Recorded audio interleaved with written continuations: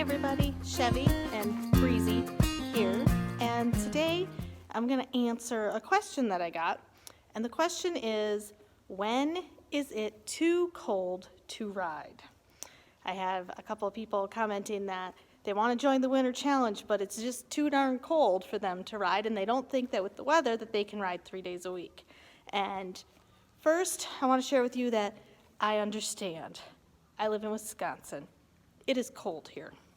Actually, today's not too bad, but it does get really, really cold here. So there's snow, there's cold, there's wind, and if I can do it, I think you can too. So some considerations, though, to riding when it's cold. And the first consideration is, what condition is your horse in? Is he healthy? Is he in good flesh? Is he sound?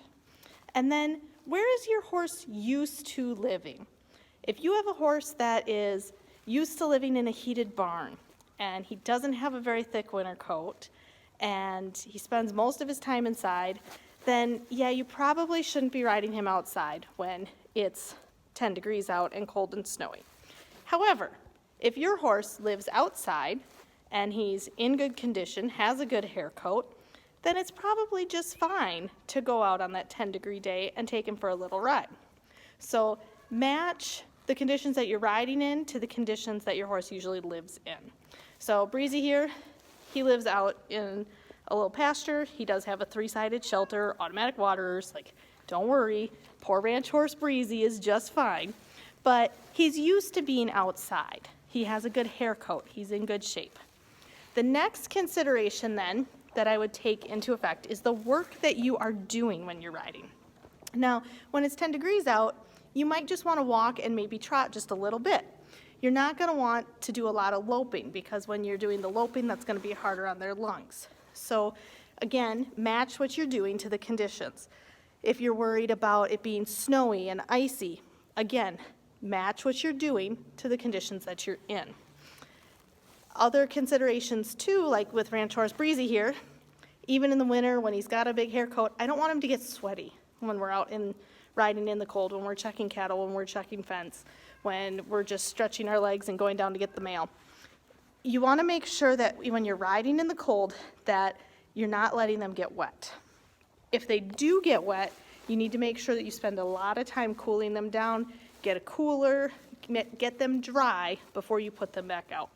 That warm-up time and that cool-down time is really, really, really important when you're riding in the cold so that you're not pushing them too hard, too fast, so that they don't injure their muscles or anything like that.